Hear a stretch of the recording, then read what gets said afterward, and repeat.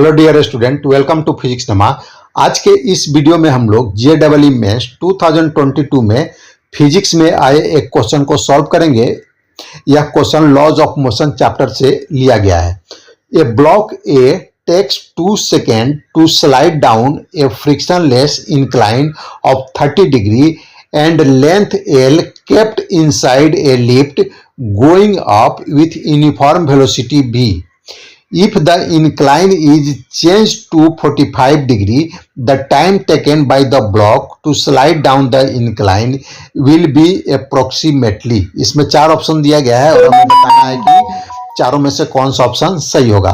तो इस क्वेश्चन में देख रहे हैं 2 पार्ट है, तो हम फर्स्ट पार्ट से जो लेंथ है इंक्लाइन प्लेन का वह निकाल लेंगे, एल निकाल लेंगे और उसको सेकेंड पार्ट में यूटिलाइज करके हम टाइम निकाल लेंगे। तो आइए देखते हैं। Since the lift is moving with uniform velocity v in upward direction, there is no acceleration in the lift. जैसा कि हम जानते हैं कि कोई भी बॉडी अगर यूनिफॉर्म वेलोसिटी से मूव कर रहा है तो उस पर एक्सेलेरेशन नहीं लगता है। This is why only the gravitational component along the incline and the angle of incline matter. तो हम जो सॉल्व करेंगे वह किस चीज पर डिपेंड करेगा? जो ग्रेविटेशनल फोर्स होगा ब्लॉक पर और उसका जो कंपोनेंट होगा इंक्लाइन प्लेन के अलोंग उस पर डिपेंड करेगा, और साथ में जो एंगल है इंक्लाइन प्लेन का उस पर डिपेंड करेगा। If the lift had been accelerating we would have to adjust pseudo force accordingly. अगर लिफ्ट में एक्सेलरेशन रहता तो हमें सूडो फोर्स को कंसीडर करके फिर यह प्रॉब्लम को सॉल्व करना पड़ता। तो यहाँ पर एक्सेलरेशन नहीं है तो इसलिए सूडो फोर्स को हमें एडजस्ट करने की जरूरत नहीं है, तो यह क्वेश्चन थोड़ा सा इजी हो जाता है।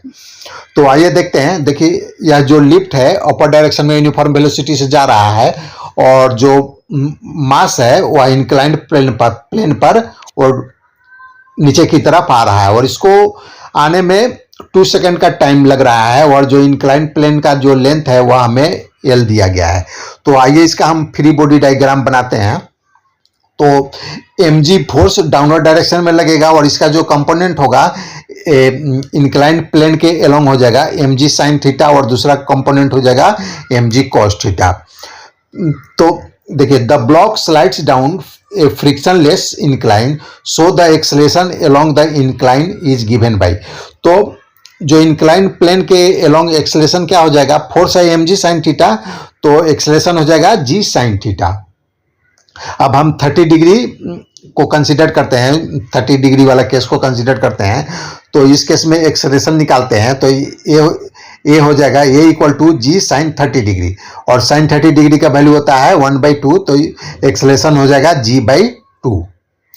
The distance L along the incline is given by the kinetic equation. अब हम डिस्टेंस हमें एल दिया गया है, अगर हमें डिस्टेंस निकालना है तो हम कौन सा इक्वेशन यूज करते हैं? S equal to UT plus half A T square. तो यहाँ एस की जगह एल है तो एल हो जाएगा equal to UT plus half A T square.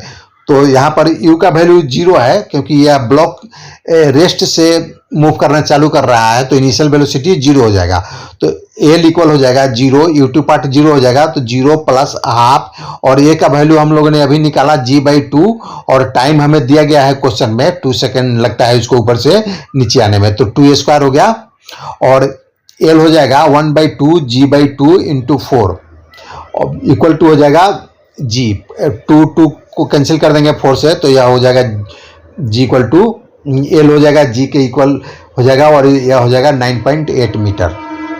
अब हम 45 डिग्री के इंक्लाइन प्लेन को कंसीडर करते हैं। तो हमने फर्स्ट पार्ट से क्या निकाल लिया?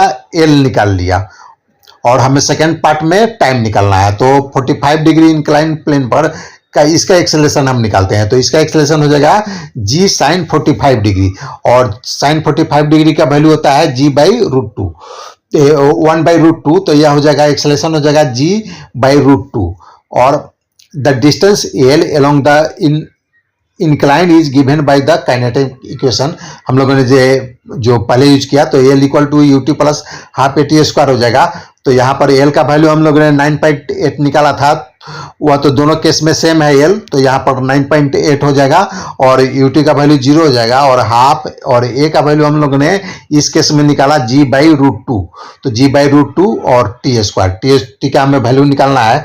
तो यह इसको सॉल्व करते हैं तो 9.8 इंटू 2√2 इक्वल टू हो जाएगा 9.8 t², और इसको फर्दर सिंप्लीफाई करेंगे तो t² हो जाएगा 2√2 और t का वैल्यू निकालेंगे तो t का वैल्यू हो जाएगा इक्वल टू √2√2 और इसको सॉल्व करेंगे तो t का वैल्यू आ जाएगा 1.68 सेकेंड। तो जो हमारा आंसर है वह हो जाएगा 1.68 सेकेंड। तो पहले में 2 सेकेंड लगा था और दूसरे केस में 1.68 सेकेंड लगा। तो जैसे जैसे आप देख रहे हैं कि एंगल को इंक्रीज कर रहे हैं, टाइम कम होते जा रहा है। तो आज का यह वीडियो समाप्त हुआ। अगर आपको पसंद आए तो इसे लाइक करें, शेयर करें। Thanks for watching.